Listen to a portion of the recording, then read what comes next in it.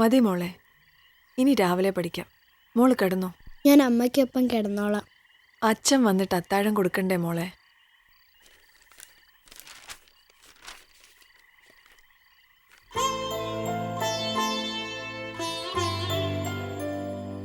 അമ്മേ, എൻ്റെ ക്ലാസ്സിലെ മാള് കൊണ്ടുവന്നതാ.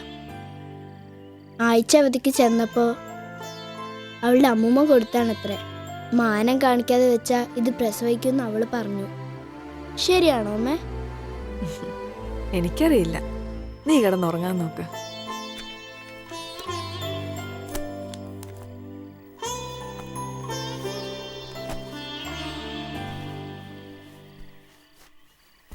അവളുടെ അമ്മൂമ്മയും മുത്തശ്ശനും അവൾക്ക് ഒത്തിരി കഥ പറഞ്ഞു കൊടുക്കത്രേ. നമ്മൾ എന്താ അമ്മയുടെ വീട്ടിൽ പോവാത്തേ? മോൾ ഉറങ്ങിക്കോ.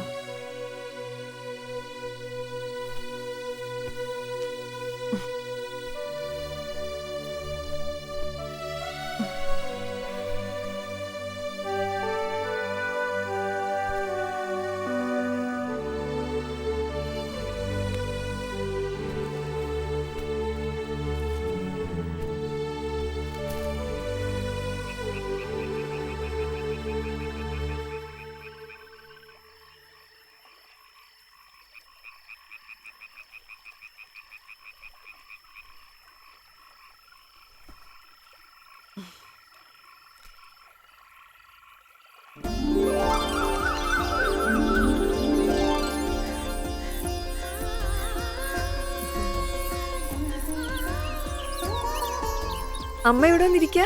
അച്ഛൻ ഇതുവരെ വന്നില്ലല്ലോ മോളെ. ഇത്ര വൈകേണ്ട കാര്യമില്ല. പെണ്ണിന്റെ ഒരു കുട്ടിക്കളിയേ. ഞാനിപ്പോഴും കുട്ടി തന്നെയല്ലേ അമ്മ? നിന്റെ സമപ്രായക്കാർക്കൊക്കെ കുടുംബം കുട്ടികളുമായി. അപ്പോഴാ അതിപ്പോ എന്റെ കുഴപ്പമാ? ഇനിയിപ്പോ നിന്റെ കാര്യം നീട്ടിക്കൊണ്ടു പോണ്ടെന്നാ അച്ഛന്റെ തീരുമാനം.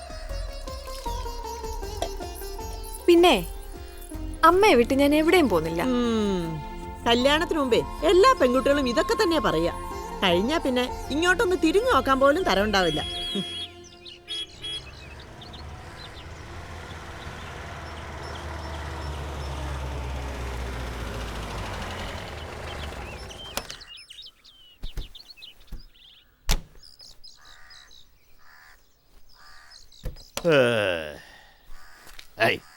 എന്താ ഒരു ചൂട്.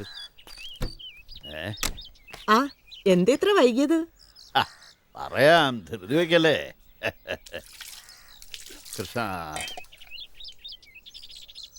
ഇവൾക്ക് വേണ്ടി ഒരു കല്യാണാലോചനയുടെ കാര്യം പറഞ്ഞിരുന്നല്ലോ അങ്ങ് ചങ്ങനാശ്ശേരിയില്ലേ?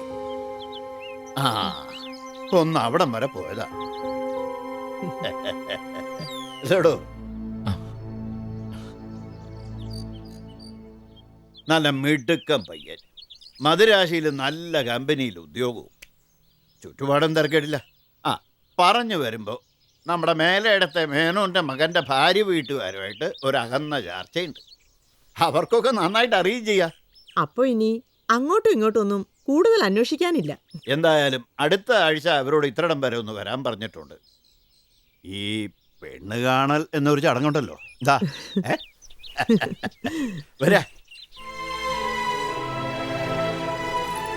ഏതാണ്ട് ഒരു ഉറപ്പ് കൊടുത്തിട്ടാണ് ഞാൻ ഇറങ്ങിയത്. സ്ത്രീധനായിട്ട് അവരൊന്നും ചോദിച്ചില്ല. അല്ല, ചേച്ചൊന്നും അന്വേഷിക്കണ്ടല്ലോ.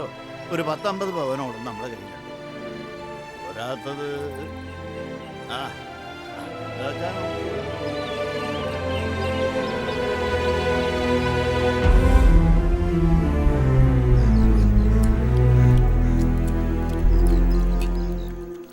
അപ്പോ അടുത്തന്നെ രുക്മിണി കൊച്ചിന്റെ കല്യാണം കൂടെ അല്ലേ? കല്യാണം കഴിയുന്നവരെ നിനക്കിനി ഇരിക്കാൻ നേരം ഉണ്ടാവില്ല. കുഞ്ഞുനാളിൽ മേനോച്ചന്റെ കൂടെ വന്നതല്ലേ നീ?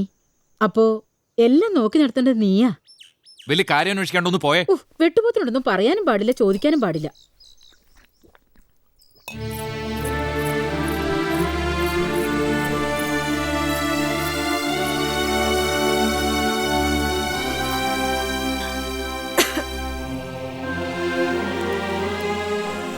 അച്ഛൻ പറഞ്ഞത് നേരാണോ?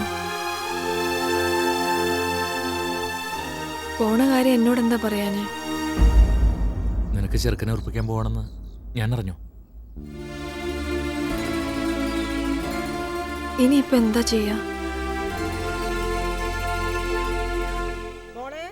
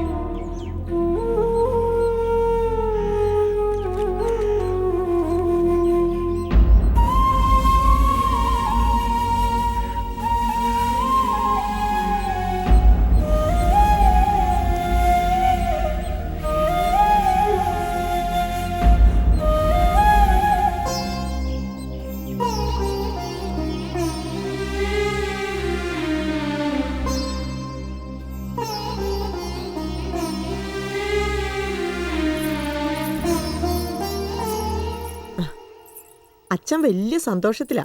എല്ലാം കൊണ്ടും നമ്മുടെ നിലയ്ക്കും വിലയ്ക്കും ചേർന്ന ബന്ധമാണ്. എല്ലാം കെങ്കേമമായിട്ടങ്ങ് നടത്തണം. ഇനിയൊരു കല്യാണപ്പന്തൽ ഈ മുറ്റത്തുയരണമെങ്കിൽ നിന്റെ കുട്ടികൾ വളർന്ന് വലുതാവണ്ടേ? അതുവരെ ഞങ്ങളുണ്ടാവുമെന്ന് ആര് കണ്ടു? എൻ്റെ ഭഗവതി, എല്ലാം നന്നായി നടന്നാൽ മതിയായിരുന്നു. എനിക്കിപ്പോ കല്യാണം വേണ്ടമ്മേ. എനിക്ക് കുറച്ച് നാളുകൂടെ നിങ്ങളുടെ അടുത്ത് നിൽക്കണം. ദേ, എല്ലാം ഒത്തുവന്നിരിക്കുന്ന നേരത്ത് നീയായിട്ടൊരു മുടക്കം പറയണ്ട. അല്ലമ്മേ, ഞാൻ ഒന്നും പറയണ്ട. ചൊവ്വാദോഷത്തിന്റെ പേരില് എത്ര ആലോചനകളാ മുടങ്ങിയത്. ഇതിപ്പോ ദൈവനിശ്ചയം പോലെ ഉണ്ടായ കാര്യമാണ്.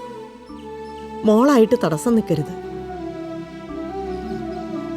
പെൺകുട്ടികൾ പ്രായം കഴിഞ്ഞ് വീട്ടിൽ നിന്ന കാർന്നന്മാരുടെ മനസ്സിൽ തീയാ. ദേ, അച്ഛനെല്ലാം തീരുമാനിച്ചു കഴിഞ്ഞു. നീ അനിഷ്ടമായിട്ട് എന്തെങ്കിലും കാണിക്കുകയോ പറയുകയോ ചെയ്താ ഈ കുടുംബത്തിൽ പിന്നൊരു സ്ഥാനം ഉണ്ടാവില്ല.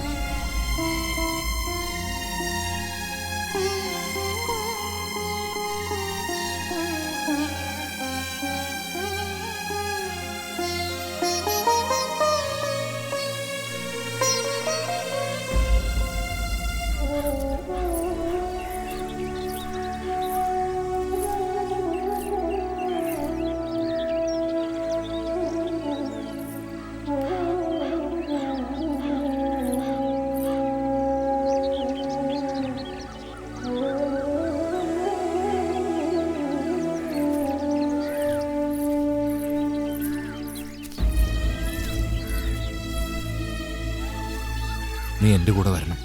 എവിടേക്ക്? അതൊന്നും എനിക്കറിയില്ല. നീ കുറച്ച് ധൈര്യം കാണിച്ചാൽ മതി. നമുക്ക് ജീവിക്കാം. നിനക്ക് എന്നിൽ വിശ്വാസം ഉണ്ടെങ്കിൽ, എൻ്റെ കൂടെ ജീവിക്കാൻ ആഗ്രഹമുണ്ടെങ്കിൽ നിനക്ക് എൻ്റെ ഒപ്പം വരാം.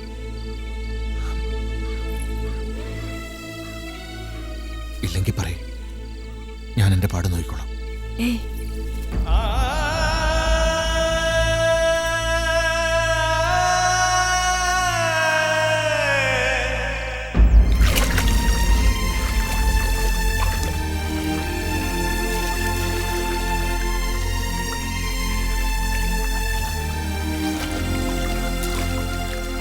കരയെത്തി. ഇതാണ് ആ സ്ഥലം. രുക്മിണി, സ്ഥലമായി.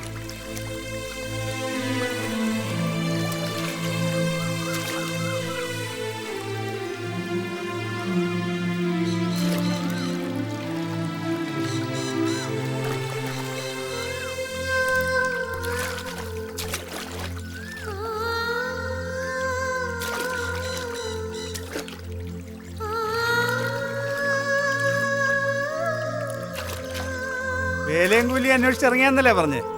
ഇവിടെയാകുമ്പോ അതിന് മുട്ട ഉണ്ടാവുകയല്ല. നന്നായിട്ട് നയിച്ചാൽ കഴിഞ്ഞുകൂടാം.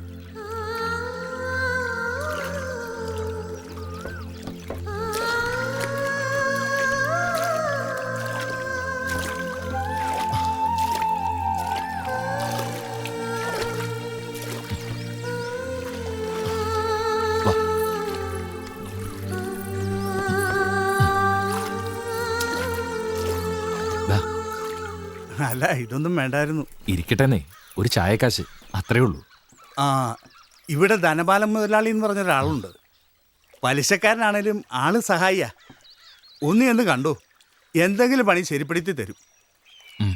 എന്നാ ആട്ടെ.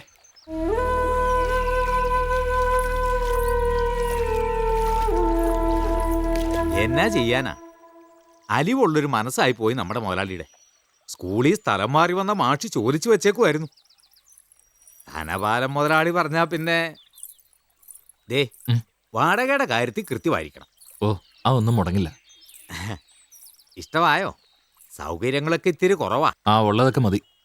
ഓ ആ, പിന്നെ ഈ പച്ച മുതലാളി ഒന്ന് കണ്ടാ ചിലപ്പോ കമ്പനിയിൽ ഒരു പണി തരും. ഉം.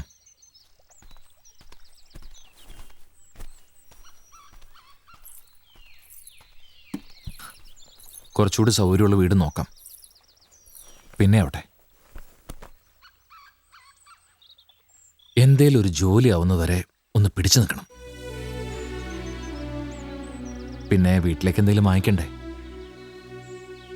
ഞാൻ പറഞ്ഞത് കേട്ടോ? അതിനിപ്പോ എന്താ ചെയ്യാ?